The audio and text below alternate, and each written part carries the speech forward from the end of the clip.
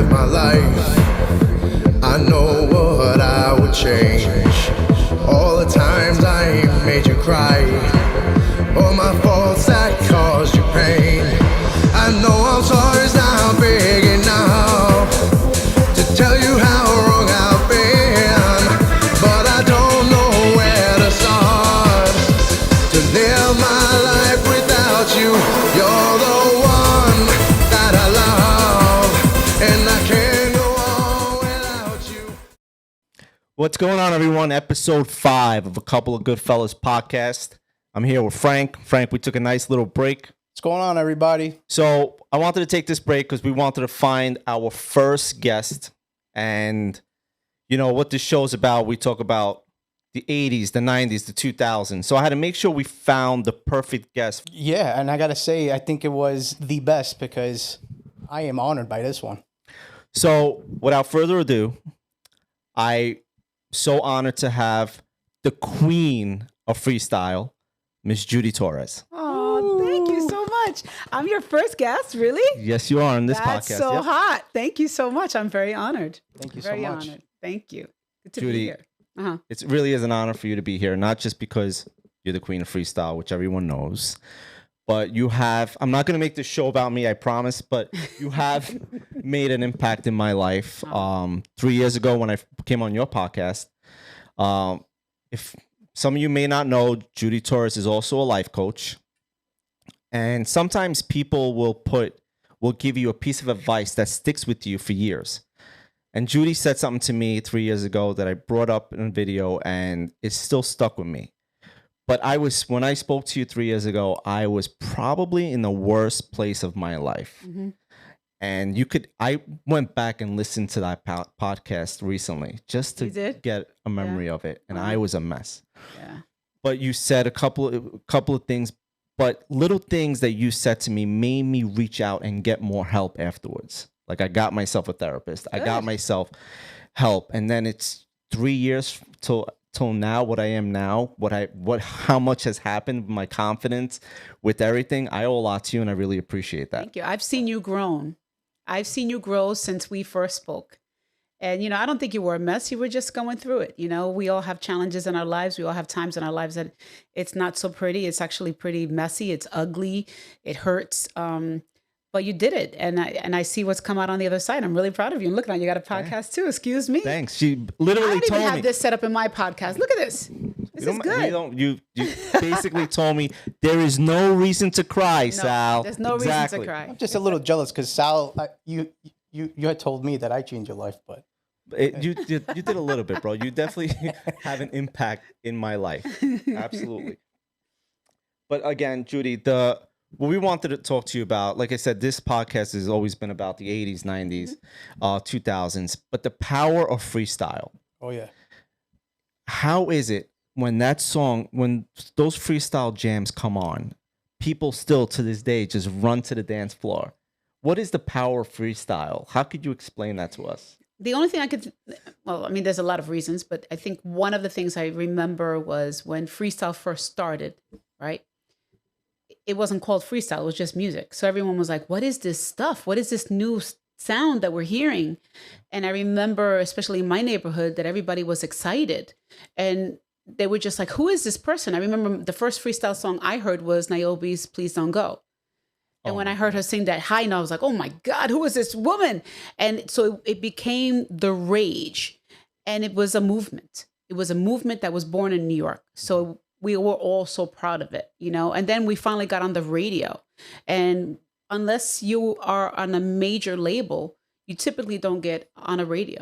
So the fact that a lot of us were for independent labels and all of a sudden we're getting airplay and people are loving the stuff and they're coming to clubs. I remember the first time I was at a club and I heard someone sing Back No Reason to Cry. I thought I was going to die. It was like such a moving moment, So that was the beginning of it. And the hype was real. And we were all curious what we all look like and everything. Right. And now I think it's more about, it just reminds us of a time that was more innocent, a time that was more fun. There's no such thing as gangster freestyle. Freestyle is genuine. Freestyle is unique. It's about love. It's pure. And it has a story. And it has a storyline. It's about love. falling in love, falling out of love, wanting a second chance for love, being betrayed by love, hoping for love. It's just love. That's it. No, exactly. The songs, I got to tell you, well, actually, do you feel that when this was popular in the 80s and the 90s, is the hype better now? Or is it the same, or is it equal to? Because I feel like this freestyle lives on. That's a good question. I can't say one hype is better than the other. They were just different. So in the 80s, the hype was the excitement that people wanted to come. Before my album, I had 2 singles. I had No Reason to Cry and I had Come Into My Arms. Right. And there was no picture on the 12-inch single. Right. It was just the label. So people would come to the show to see what you look like. So it was interesting. It was interesting to watch. I'll never forget.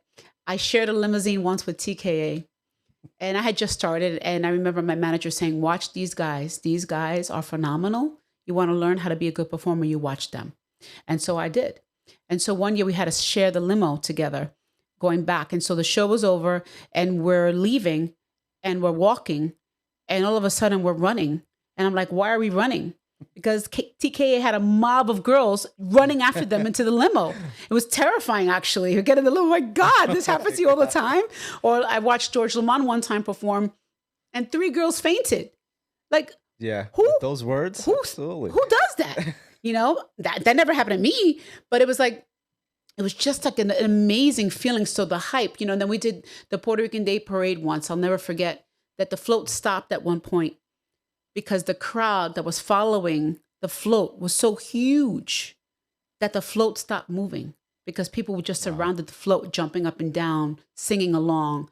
It was euphoric and scary at the same time because the crowd was almost like a mob mentality, So that's what I remember. The hype now is like the loyalty, I live and die with freestyle and nothing's going to take that away from me. Right. And the idea that we thought at one point that freestyle was done and over with, and now we're still performing and you're still coming to see us perform and you're seeing us perform the same songs all the time. Right. Like some people have seen us perform 20 times. Aren't you tired of us? And like, no.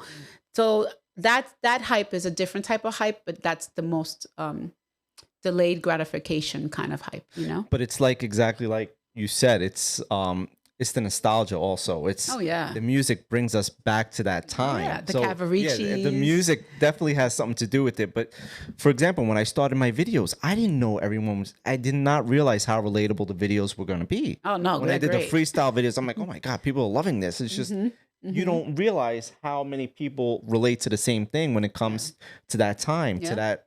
It was a great time in our life. The music alone, like right now, my sister, may she rest in peace. If she knew I was sitting down talking to you right now, she was 4 years older than me. My sister would have been 47.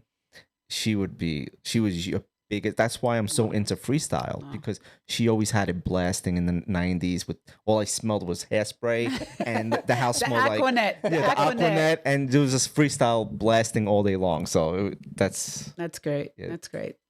That's an honor.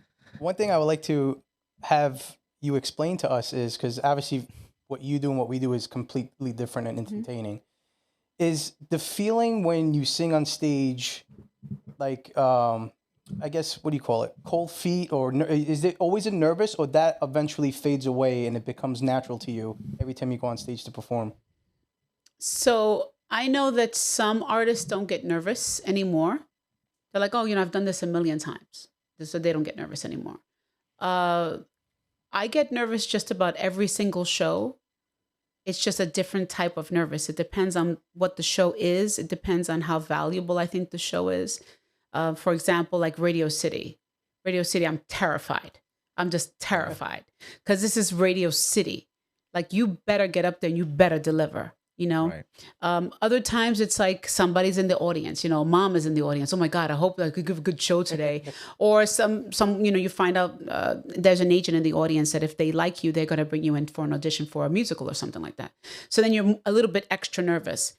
Or sometimes you're just nervous because, like last night, I did the State Theater, and I did the State Theater last year, and it was an incredible reception. And I felt like I had to do the same exact show or better last night. So I felt pressured, You know, Got it. did I answer your question? No, you did. Yeah. Because a lot of people that I would talk to be like, yeah, not a piece of cake. But I always feel like there's got to be something. I think it's good to get nervous. I think it's healthy. It brings up the adrenaline, and yes, it brings up cortisol, which is stressful. But the adrenaline keeps you on your toes, right? The adrenaline heightens your senses, so you're more visual. You can hear better. You know, it's almost like that fight or flight moment where you have to make a decision. You know, Right. but I think when you get nervous, it means you care. Exactly. And I think you should care about what you do. And I think when you stop getting nervous, you have to ask yourself why, you know, and maybe you do, maybe you just get used to it and you do it every day and you're like, whatever, you know, it means nothing to you. But, and it doesn't mean that person is bad or anything like that. I just think that if I'm not nervous, I wonder like, oh my gosh, is it okay? Right. Has this gone to my head now? I think I'm all that. No. So I think it's good to get nervous. Yeah. Like, see, when I was mentioning before the power of freestyle, the reason why I call it the power of freestyle is because I'm looking at my phone just to say upcoming shows that you have coming up. I just don't know how you do it. Yeah, February 3rd, you're at in New Britain in Connecticut. You're at the PD Club. Then Saturday, February 9th, you're at Coco Bongo in Long Island. Saturday, February 10th, you're doing a Valentine's Day show in Piers Banquet in Illinois. Then March 18th is where I saw you last on... it's the last freestyle concert I went to in Mount Clair, the Wellmont Theater. So it's just the power is still there. Like you guys are everywhere. And there's private parties in between too. I don't listen to private parties. Like this is 2024. I know. No Reason to Cry came out 1987. 1987. And till this day, that song will give any freestyle fan chills when it comes on. So it's just, you know, the funny thing is, No Reason to Cry was not even supposed to be my song. Really? I don't know if you know that story. Yeah, Mickey Garcia was working with three of us at the same time. He was working with C-Bank, and a singer named Vicky Ryan and me. So we all had the same manager, George Vascones. So George invited us to his house for dinner. We were celebrating that we were going to all record our new songs the next day. And he started playing each other's songs. We were just listening to each other's songs. We hadn't recorded yet. We were just listening to the demos. And I had a song called Love's Gonna Get You. And C-Bank had I Won't Stop Loving You. And Vicky Ryan had No Reason to Cry. And so I'm listening to the song and I'm like, oh my God. As soon as I heard No Reason to Cry, I was like, that song is amazing. I said, oh my God, I love that song. I went over to Vicky, you're so lucky that that's your song. That's an amazing song. I love that song. She goes, well, I don't really like No Reason to Cry. I like your song. I was like, seriously? So I went to Mickey. I said, Mickey, do you mind if we switch songs? He goes, I don't care as long as somebody records the songs. So we switched. And that's the story. And No Reason to Cry. That song, it's very touching because when I heard the song, the reason I loved the song so much was because it had a positive message. And I never guessed, I would imagine that people would use that song at funerals. Yeah. That people would use that song, you know, at their weddings. You know, it's just, and that song has opened up so much for me, you know. Because of that song, I got KTU. Because of that song, I got my one-woman show. Because of that song, I got other projects. You know, I became an actor and all this stuff. And if I never had that song, I would have a completely different life. Yeah. I enjoyed, you brought up KTU and, you know, I enjoy my rides home on Sunday night from 9 to 1, freestyle blasting in the car. And it was because I worked PMs. But Judy, that song is powerful. That is probably one of the most powerful freestyle songs that I just like that it has today. a positive message. It does. You know? The whole song. That's why, you know, my opening, I wanted to say this, you know, there is no reason to cry when you just get the right message, when you pick yourself up. There's no one that's going to pick you up. You got to pick yourself up. So that song does have a lot of meaning to it, especially coming from you. So. Yeah, I'm sorry I'm not talking. Like, you made me water up with that one. Well, you know, because... So I'm originally from the Bronx, right? Raised by a single mom. I'm the oldest of 5. Because my mom was a single mom. She was on welfare. And, I don't want to sound like it was a sob story, but, we had times where it was really rough. We had times where we wondered if we were going to eat dinner that night. My mom would be like, make sure you eat lunch in school because I don't know if we're going to have anything, And to know that as a young girl, I wanted to be a singer and I didn't know how to do it. I didn't have money. I didn't have voice lessons. How in the world am I going to get myself discovered? And I was just obsessed. And then, to see that I graduated from high school at 17 and all of a sudden I got this song and it meant changed my life. So I really appreciate that freestyle has the following that it has. It means everything to me. Yeah, but it is so genuine because you did it on an era that was hard. Nowadays, we have YouTube, we have TikTok, we have... You got The Voice, you got America's Got Talent. Right, you have everything. These, yeah. You did it at the hardest era, so... Yeah, and I was literally pounding the pavement. I would literally walk around my neighborhood and just look at the polls and see if someone put up a flyer saying, showcase, talent, this. And I would just go to these seedy, oh God, disgusting bars and, I don't know, some of them. And I would just like anything to be able to perform, just so people could hear me, And at the time I was doing Out Here on My Own by Irene Cara from Fame. That's the song that I was always doing. Then I would do like Whitney Houston covers. And I kept going until somebody found me. And even when I got found, I always thought it was going to be some guy in a 3-piece suit with a card saying, I'm going to make you famous. Here's my card, It wasn't like that at all. It was a man who was like, hey, I don't have any money, but I like the way you sound. I want to help you. I was like, I don't have any money either. So what are we going to do, And he just believed in me. And, it took about 1.5 years, but we finally got No Reason to Cry on the radio, and everything changed from there. How long was No Reason to Cry? It was number one on the radio.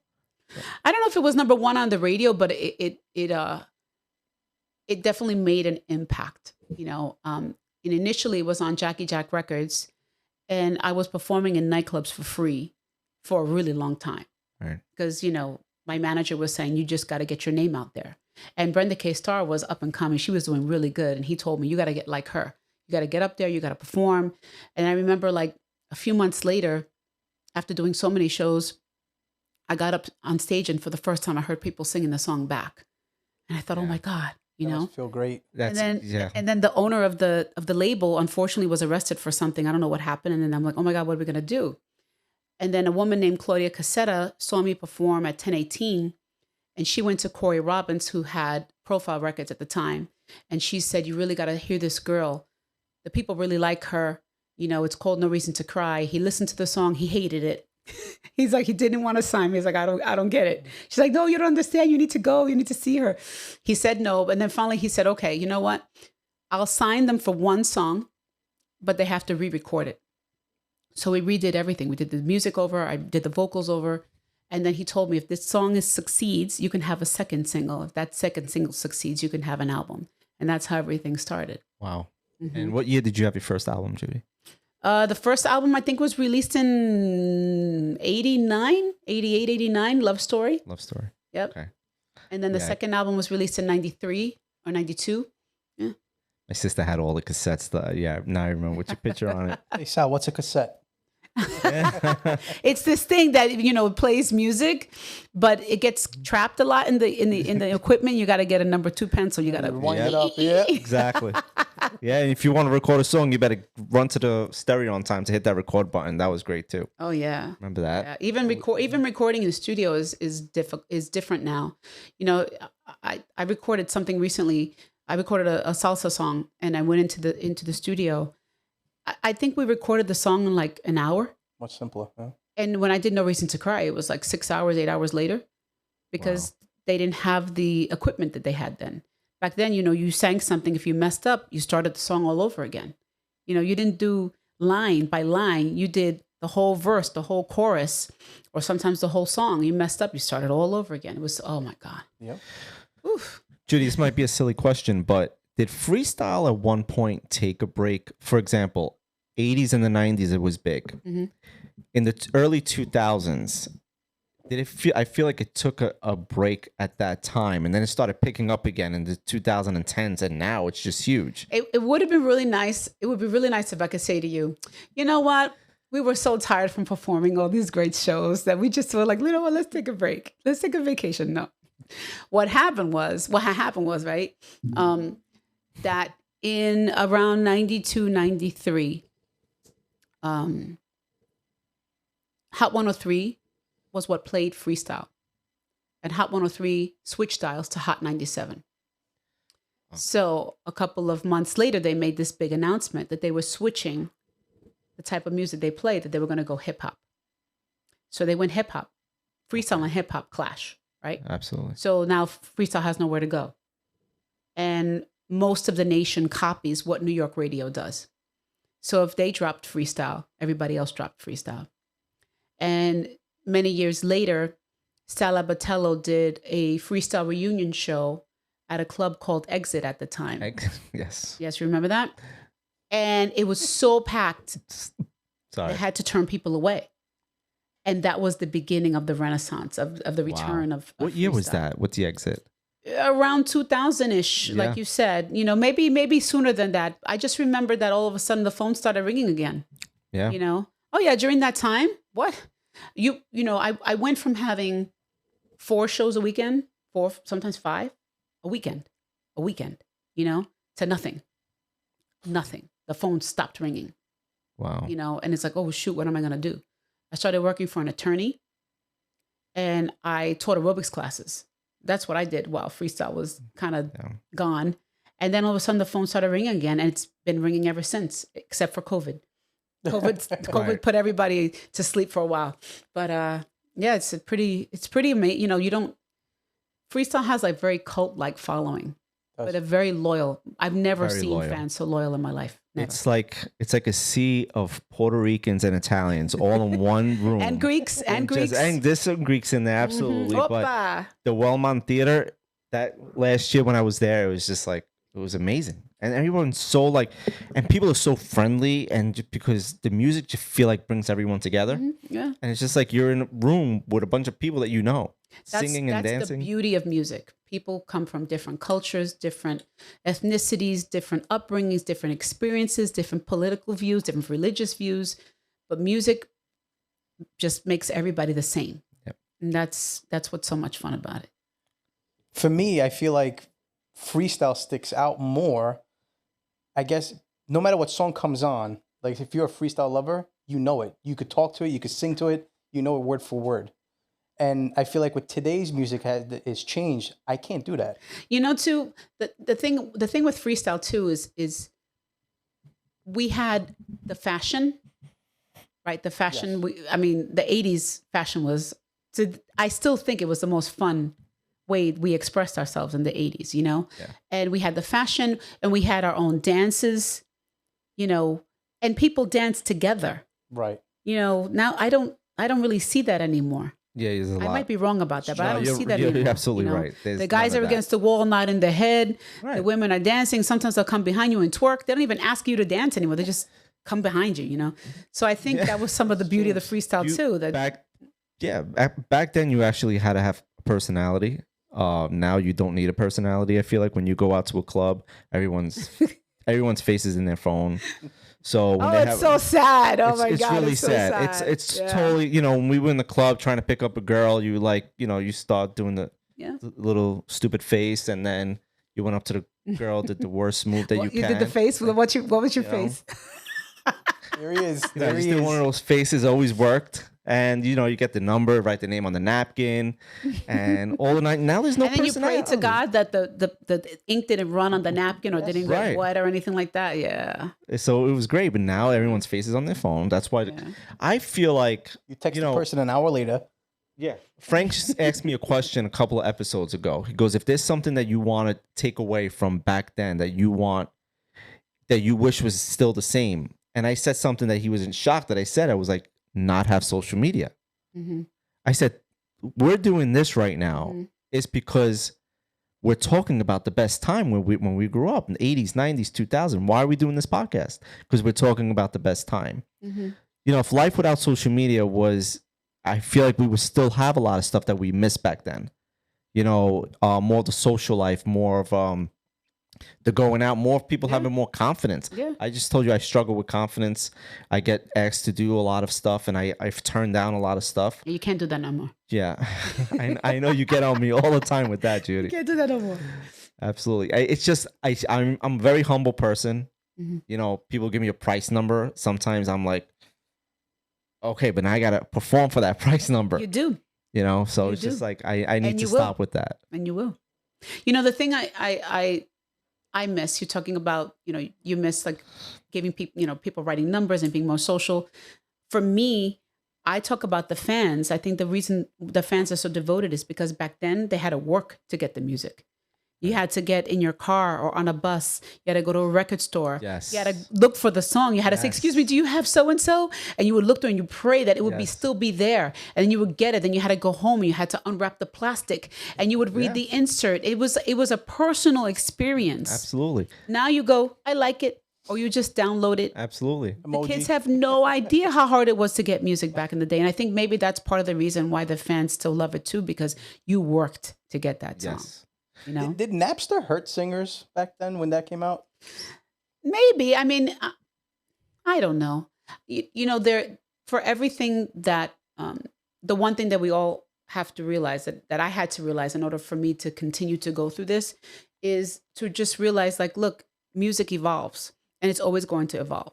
So, you know, you can tell how old you are when someone comes up to you and says, you know, back in the day, that was my music. That was real music, Judy. That's what I say. Freestyle was real music, you know. I said that means we got older, but things evolve and you just kind of have to go along with it and figure out, you know, how to navigate it. You know, life is like a river, right? And there's a current. Yep. And if you want to move along, you gotta go with the flow current. Yep. And if you try to resist it, you get hurt, you know? So with the music, I made a decision a long time ago. I wasn't going to be sour about the fact that freestyle was killed at some point. And I was just like, you know what? It's back. I'm glad. I'm going to go up there and I'm going to sing the song and hopefully everybody will be happy. And then I just keep on going from there and see what happens, you know? I've heard you sing other songs outside of freestyle. If that died out, was that where your passion was and not start, you know, a different? I love to sing. So if someone gives me a song and I like it, doesn't matter what style it is, I'll try it, you know? Right. For me personally, my love is torch songs, like you American standards, you know, Sammy Davis, Dean Martin, Judy Garland, Liza Minnelli, stuff like that, and Broadway. That would be what I would sing. I'm planning actually to do a show like that now. I'm just trying to figure out how to promote it in a way so people understand it's not going to be a freestyle show. So you gotta Right. like Judy, Exactly. not forget about No Reason to Cry. It's not freestyle, but I want to do it because it's always been in my heart. You know. Judy, I mean, at the time, some, you know, people were saying that dance music hurt freestyle when dance music really started coming out in the late 90s, 2000s. Did dance music hurt freestyle? Well, I remember when like freestyle was really huge, and then I remember I went to this club. I don't remember what I remember what it was. All I remember was it was the beginning of house music. Club DNA. It wasn't DNA. I love DNA, by the way. Frank has a story, a love DNA story that Does he's he? going to tell you. Okay. Okay. He's going to tell you this DNA story, Frank. You better not be shy. You better say the story. Okay. All right. Go ahead, Frank. Take it away. DNA. Frank was the DNA I dog. would love to hear this DNA Frank story. was my door guy videos, right? Frank was the DNA door guy back in the day. All right. Okay. So I used to work at DNA and used to perform there. But it was one night in particular. That's why I was saying maybe see if she recognizes me. It was my birthday and you were performing. And I was up on stage with the bouncers, you know, protect you, you know, if anybody swarmed it. And out of everybody there, you chose me to come on stage with you and dance and sing when everybody in this room and world knows Frank doesn't dance or sing. And you did that to me. But thank you for that. Yeah, I used to during Love You, You Love Me, I used to always pick somebody to dance with me. Yeah. I thought it was fun because during the show, I try really hard to connect with the audience at some point. I want to leave them with some sort of memory or some sort of story that they can take home with them. You know, I want to feel like while I'm on stage, they get to know me a little bit. And so me picking someone to dance was always a fun way because the crowd loved to see what the person was going to do. And it worked out great until somebody grabbed my butt and Oh my and God. yeah, I bonked them over the head with the mic. And after that, I was like, you know what? I think I'm going to stop doing that. I haven't done it in a while. I do it sometimes, but I haven't done it in a while. But yeah, it's fun. It worked though. I spoke about it for years. Yeah, it's fun. And didn't you have fun? Oh yeah. I mean, at see? first it was like I was like, oh my God, what are people gonna You think? came home singing, "Oh, that was by yourself." But that was great. That stuck with me for.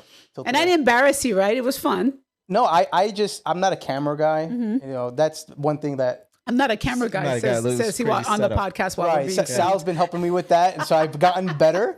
But at that time, when everybody was looking at me, yeah, I was cold feet, but it was a great experience. Good. You know, you were my idol, so Good, I'm the glad. fact you chose Aw, me, Thank you. it was. thank That's you. sweet. I like that. Well, Frank actually, not well. How do you want to word it, Frank? With KTU. Oh man, so I was associated back in the day. It started with the clubs, with the DJing.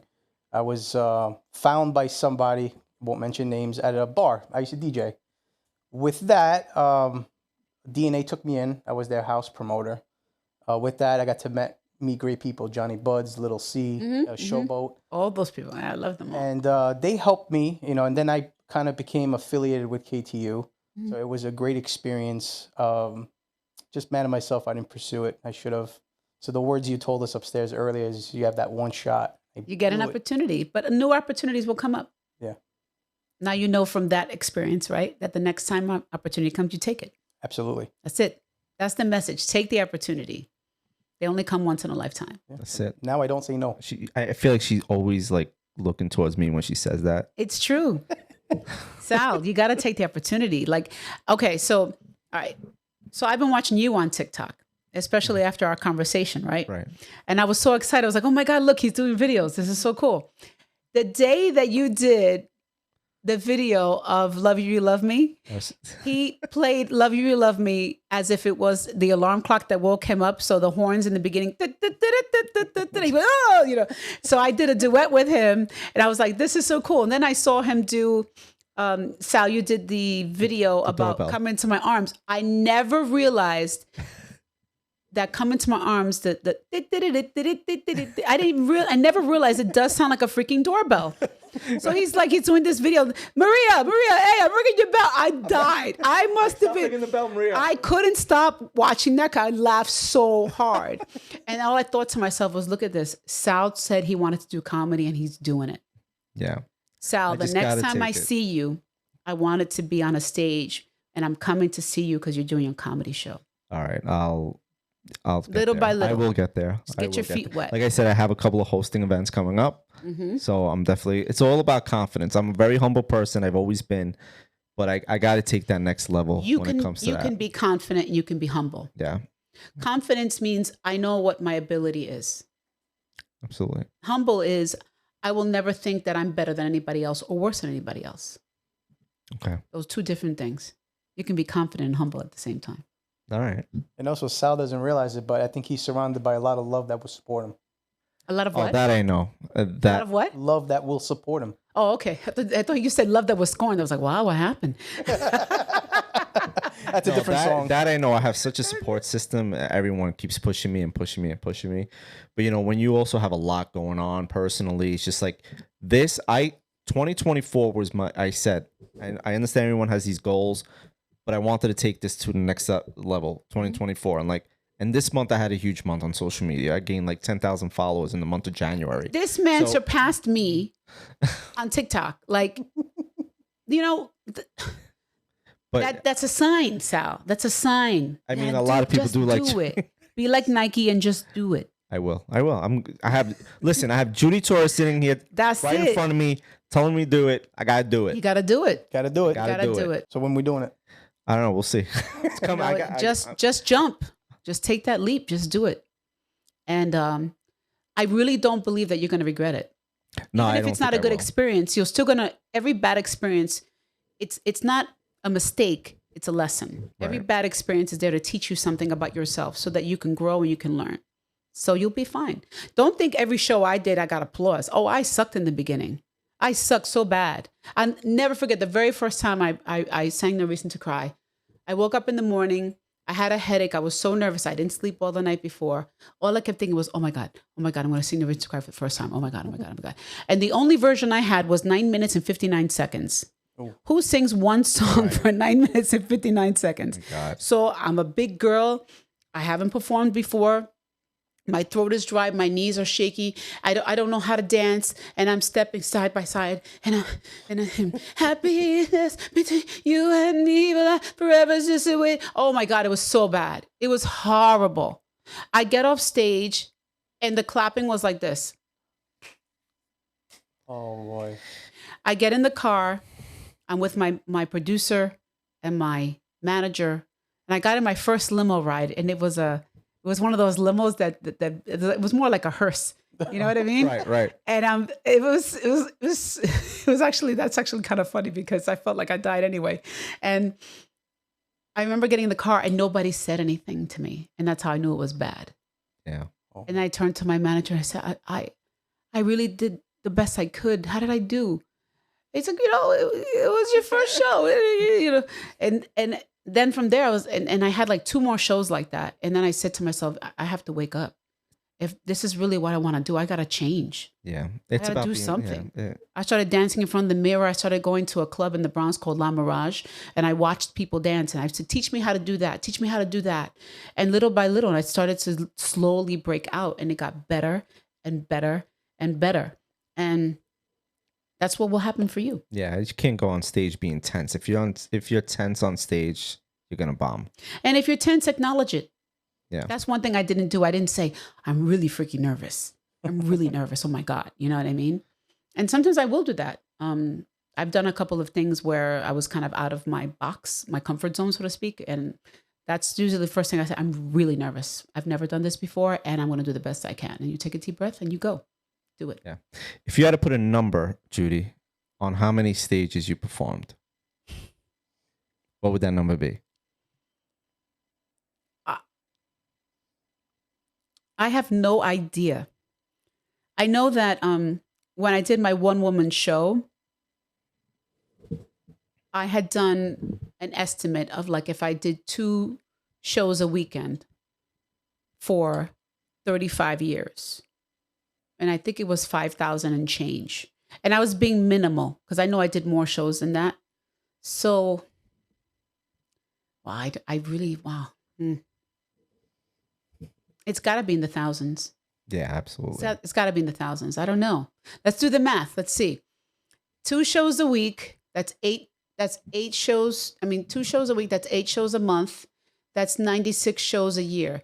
96 times 36. No, 96 times 37. 3,552. That's possible. I think it's more. It's probably more. I'm like I said, minimal 2 shows a weekend. But there's some shows, some weeks I have 3 shows. In the very beginning, I was doing 4 and 5 shows a weekend, every weekend, easily. So lots, yeah.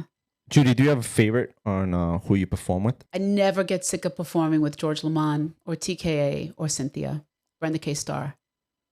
And I love everybody, but those are the people like if I was in the audience, that's who I'd sit and watch. Okay. And Evelyn from the CoverGirls, she has a tremendous voice. I think she's very overlooked. Amazing voice. Yeah. Mm-hmm. Cynthia has some amazing hits.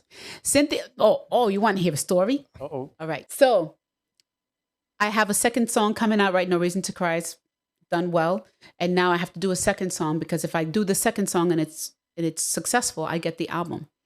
So I'm in the car with Mickey Garcia and he's like, Judy, listen to this demo. I'm working on it. I haven't finished it yet, but I want you to hear this song.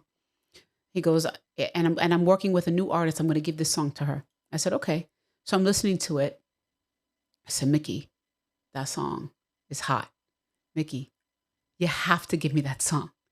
He's like, Judy, no, but I'm working with somebody else. But you haven't given it to her yet, right? Does she know she's getting it? Right. No, she doesn't know she's getting it. Okay, you got to give me that song. He's like, Judy, it's not even finished. I said, okay, let me go home. Let me finish writing it. I'll sing it to you. If you don't like how I sing it, fine, give it to her. He goes, okay, fine. I finish writing it. I sing it to him. He goes, oh my God, I got chills. All right, it's your song. It was Come Into My Arms. Really? Come Into My Arms was supposed to be Cynthia's. No way. Wow. So I actually was talking about this last night on stage. I said, you know that thing called karma? Well, apparently I took Cynthia's song from her, right? Not intentionally, not out of bad Right, intentions, right. but it was supposed to be her song. And now when I hear her, I'm like, man, she has Endless Nights. She's got Change on Me. She's got Dream Boy, Dream Girl. Oh, Oh man, I mean, Man. Change on Me. I love you that know? song. Yeah. So, and everyone, I love Cynthia. She's sincere. She's one of the most sincerest women you'll ever meet. She works her tail off. I think she works harder than me, to be honest with you. Yeah, and she's just as humble as you are. And She's she's always traveling reaching back and out. forth between Florida and New York almost every weekend. Yeah. She's humble. She's supportive of everybody. She's beautiful. I always tease her saying she needs to do a Pantene commercial because she's got that flowy hair. Right. Damn it, And so yeah, so I mean, I love, we're all family now. We were young when we were kids. There was a feeling of competition. I'm not going to say everybody felt that way, but some people felt that way because it's like, who is this person? And are they going to do better than me? Right. And we didn't know what was going to happen with freestyle. So we didn't know if there was I think the whole world has this feeling, this fear of not enough. There's not enough to go around for everybody, Right. but that's not true. So as kids, I think that we were afraid if someone new comes along and they're better than us, are we going to lose our careers, So when, for example, when Coral first came out, I remember them saying, oh, there's a guy named Coral. I heard he got a good voice. Oh, yeah, yeah. So the first time he would perform, we were all like this on the side of the stage looking at him, to see, oh, yeah, oh my God, wow, he's got a nice body too. Oh my God, And as we've gotten older, we've done so many shows together. We're family. We share dressing rooms, for God's sake, Yeah. And I feel that every single person in freestyle has significantly and uniquely contributed to freestyle in their own way. Yeah. And so Absolutely. for us to try to compare is wrong. It's one of the reasons why I feel honored by being called Queen of Freestyle. At the same time, I wish it wasn't there because then there's this whole, well, she's not the Queen of Freestyle. Lisa's the Queen of Freestyle. Shannon's the Right. Queen of Freestyle. The Queen of Freestyle is whoever you want it to be, and I'm good with that. I'll clear it up. But She's the queen of freestyle. But everybody contributed to freestyle in their own way. Yeah. I think it's huge right now. Also, freestyle is so big because it's been 30 years. You guys are still performing together. Yeah. And that's not easy to do. People Yeah. can't get along for more than you guys have been performing together for over 30 years. Yeah, it's just amazing. It really, I don't know. I'll Like you never said, understand it, but I'm so grateful. You guys became a family now. Yeah, I'm so grateful. I'll never understand it. Even last night, you walk on stage and they're applauding and they're singing the song so loud, and sometimes you can't hear yourself sing. They're singing it Yeah, so at the loud. Metropolitan Ballroom when I saw you a couple of weeks ago, Oh, yeah, and that you was- had the that was crowd fun. singing. That was That fun. gave me chills. It wasn't that. I mean, it wasn't as like 400 or 500 people, Yeah. but they were just loving it. Yeah. It was great. It's wonderful. It's a huge validation for all the hard work that we've done, and it's a wonderful recognition. That people still remember, and then you wonder, when I leave this planet, am I going to leave a legacy, and what's it going to be? 100%. And it's nice to know that I've left behind a song. Oh, I'm talking like I'm dead. It's nice to know that when it happens, I'll hopefully leave behind the message that there's no reason to cry. That's cool. That's good Right. for me. Well, before we wrap this up, what is next in store for Judy Torres? I have a lot. Okay, so We don't have to wrap it up. There's no rush. I'm still pursuing acting, so I still get auditions and things like that. So I'm hoping to get something soon. We'll see what happens with that. I'm putting together a show that I told you is going to be like me singing torch songs and Broadway stuff. I got to figure out where I'm going to do it first, but that's the thing. And the third thing is, and I'm excited about it, but we'll see, I was recently signed to a modeling agency as a curvy model. That's And great. in my head, it's like at 55, and I'm like, really? That's And amazing. it's shocking. Congrats. It's shocking. So, and it's exciting and it's thrilling. And I still, I think to myself, 55, size 12, 14, who really, but it happened. So I'm really excited to see where that's going to take me. And I still plan to bring back the one woman show, No Reason to Cry. I really feel like it was very successful, and I feel like I could do it again. I feel like I could do it better. And so many different things have happened since the last show. I'm no longer married. I've moved on. My father passed away. COVID happened. So I have a lot more to share this time. So we'll see what happens.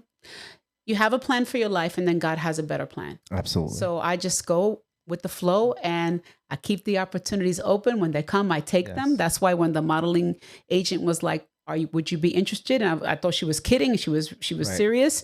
And here I am. So you just take the opportunities as they come. Awesome. That's awesome. That's great. And I wish you the best of luck with that, Judy. Thank you. I think it's going to be amazing. Thank you. And I'll be at your first comedy show. I'll definitely Do email. it on a weeknight though, so I can come. I'll definitely text you. I'll let you know. It probably will be on a weeknight. I don't think I'm going to sell out on a weekend right now. You'll do all right. But anyway, I want to thank everyone for listening and watching. And I want to thank Judy Torres for coming on. This has been an honor. And I'm actually a little bit nervous today. I'm never usually nervous. But Judy, thank you very much. Frank and I appreciate it so much. Thank you for having me. Awesome. I wish you guys the best of success. Thank you. I'm very happy to be here. I'm glad that after all these years, we'll get to see each other again. I know. And this time I didn't make you dance. Not yet. You're good? No, not yet. So remember, everyone, there's no reason to cry. Pick yourself up, all right? Peace. Good night. Okay, I love you. Bye-bye.